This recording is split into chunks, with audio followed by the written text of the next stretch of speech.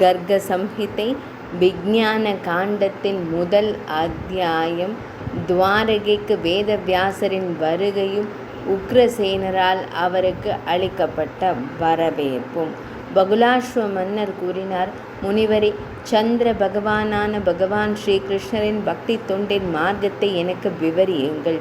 அதுவே மிகச்சிறந்தது. அவருடைய செல்வாக்கினால் நானும் ஒரு பக்தனாக முடியும். நாரத முனிவர் கூறினார், அரசரே, வேதவியாசரின் வாக்கிலிருந்து கேட்ட பக்தி மார்க்கத்தை நான் விவரிக்கிறேன். தன் பக்தர்களிலேயே மிகவும் பிரியமானவரான பகவான் ஸ்ரீ கிருஷ்ணர் மகிழ்ந்திருக்கும் மார்க்கம் இதுவே. ஜனக மன்னரே, தன் கரங்களின் வலிமையினால் செருக்குள்ள தேவேந்திரனை வென்ற பின்னர் பகவான் ஸ்ரீ கிருஷ்ணர் துவாரகியில் சுதர்மம் எனும் தேவ சபையை நிறுவினார். அரசே, விஸ்வகர்மனால் உருவாக்கப்பட்ட கோடிக்கணக்கான வைடூரிய ரத்தின தூண்கள் அதன் மண்டபத்தின் அழகை மெருகூட்டின. தரை தாமரை சிவப்பு இரத்தினங்களால் பதிக்கப்பட்டிருந்தது. பவள சுவர்களால் பல அறைகள் அமைக்கப்பட்டிருந்தன. அவை வண்ணமயமான சர விளக்குகளாலும் தொங்கும் முத்து மாலைகளாலும் அலங்கரிக்கப்பட்டிருந்தன. அதன் சுவர்கள் சிம்மாசன வடிவில் இருந்தன. இருண்ட மேகங்களை கிழித்து கொண்டு பாயும் மின்னலை போல ஒளியை பரப்பும் கோடிக்கணக்கான ஜம்பு தீப தங்க கலசங்களால் அவை அலங்கரிக்கப்பட்டிருந்தன. அவை காலை சூரியனை போல ஜொலித்து நூற்றுக்கணக்கான சந்திரன்களின் ஒளியை பரப்பும் பட்டு கூந்தல், கச்சைகள், கை காப்புகள் மற்றும் சிலம்புகளை அணிந்த கந்தர்வ பெண்கள் ஆனந்தமாக பாடுவார்கள். வித்தியை நிறைந்த பெண்கள் இனிமையான வாத்தியங்களின் இசையோடு ஒருவரை ஒருவர் முட்டி மோதிக்கொண்டு நடனமாடுவார்கள். அதன் 4 மூலைகளிலும் நந்தன், சர்வதோபத்ரா, தோவ்யா மற்றும் சந்திராரத் என்ற பெயர் கொண்ட காடுகளாலும் அழகான தெய்வீக மரங்களாலும் அலங்கரிக்கப்பட்டிருந்தன. மகாராஜரே, அந்த சபை வளாகத்திற்குள் சுத்தமான நீருடன் லட்சக்கணக்கான ஏரிகளும் வண்டுகள் நிறைந்த பல ஆயிரம் இதழ் தாமரைகளும் காணப்பட்டன. இந்த வகை அந்த சுதர்ம சபை கொடிகளாலும் பதாகைகளாலும் அலங்கரிக்கப்பட்டு 10 யோஜனை நீளத்திற்கு பரவி இருந்தது. அதன் உயரம் 5 யோஜனையாக இருந்தது. அதில் நுழைந்த எவரும் தன்னை சிறந்தவராக கருதினார்.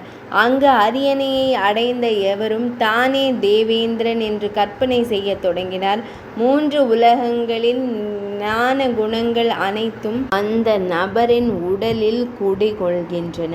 ஏனெனில் ஒரு நபர் அங்கு தங்கியிருக்கும் வரை துக்கம் மற்றும் பற்று, முதுமை மற்றும் மரணம், பசி மற்றும் தாகம் ஆகிய 6 வகையான அலைகளும் நோய்களும் அவரை அணுகுவதில்லை.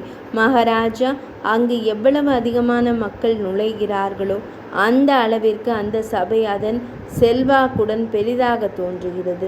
ஜனக மன்னரே, யாதவர்களின் எண்ணிக்கை 36 கோடியாக இருந்தது. அவர்களது பரிவாரங்களுடன் இணைந்து அவர்கள் அனைவரும் அந்த சபை மண்டபத்தின் முற்றத்தின் கால் பகுதியில் அடங்கி இருப்பதாக தோன்றியது. மகாராஜா, மிகவும் பரிபூரணமான ஸ்ரீ கிருஷ்ணச்சந்திரரே வசித்த அந்த சபையை யாரால் விவரிக்க இயலும்? ஒரு நாள் மகாராஜா உக்ரசேன மன்னர் அந்த சபையில் அமர்ந்திருந்தார். லட்சக்கணக்கான யாதவர்கள் அவரை சூழ்ந்திருந்தனர். சூதர்களும் மகதர்களும் அரசவையினரும் அரசனை புகழ்ந்து பாடிக்கொண்டிருந்தனர். பராசர மன்னனின் மகனான வேதவியாசர் என்ற முனிவர் வானத்திலிருந்து வந்தார். அவரது உடல் மேகத்தை போல கருமையாக பிரகாசித்தது. மேலும் அவர் மின்னலை போன்ற மஞ்சள் நிற சடை முடியை அணிந்திருந்தார். அவரை கண்டதும் எது அரசன் உடனடியாக எழுந்து கைகூப்பி முனிவரை வணங்கினார். அவரை ஒரு இருக்கையில் அமர வைத்து வழிபாட்டு சடங்குகளை செய்த பின்னர் அவர் அந்த முனிவரின் முன் நின்றார். உக்ரசேன மன்னர் கூறினார், பிராமணரே, இன்று உங்கள் இங்கு வந்தடைந்ததும் என் பிறப்பு, அரண்மனை, சமய சடங்குகள் என அனைத்தும் வெற்றி பெற்றன. இறைவா, தாம் என்றும் என்னை போலவே இருக்க வேண்டும். பகவான் ஸ்ரீகிருஷ்ணரே இந்த ஆனந்தமயமான ஆத்மாக்களின் நல்வாழ்வை விரும்புகிறார். ஆயினும் நான் அமைதியடைய உங்கள் நலத்தை குறித்து எனக்கு கூறுங்கள்.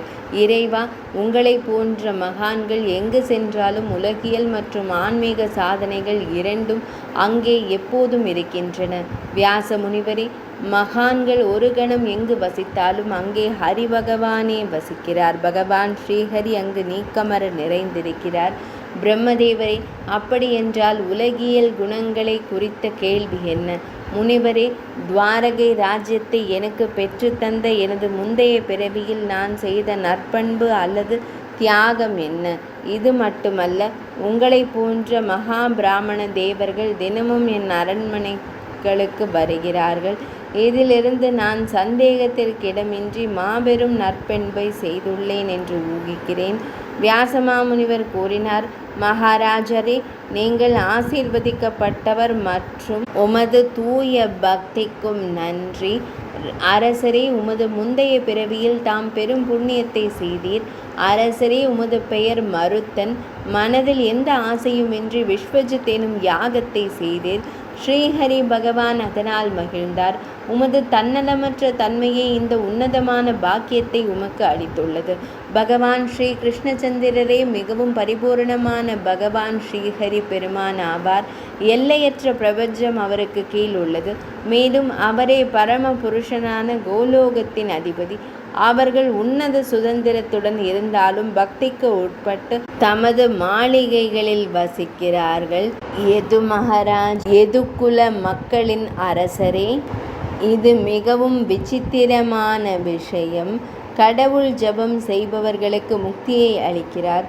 ஆனால் பக்திக்கான வழிகளை ஒருபோதும் கொடுப்பதில்லை. அரசரே, அதனால்தான் தாம் பக்தி யோகத்தை மிகவும் அரிதானதாக கருத வேண்டும். இது ஸ்ரீ கர்க சம்ஹிதையில் உள்ள நாரத மாமுனிவர் பகுலாஸ்வ மன்னர் இருவருக்கும் இடையிலான சம்வாதம் என்று அழைக்கப்படும் உரையாடலில் உருவான துவாரகையில் ஸ்ரீ வேதவியாசரின் வருகை என்ற தலைப்பு கொண்ட முதல் அத்தியாயம் இனிதே நிறைவடைந்தது.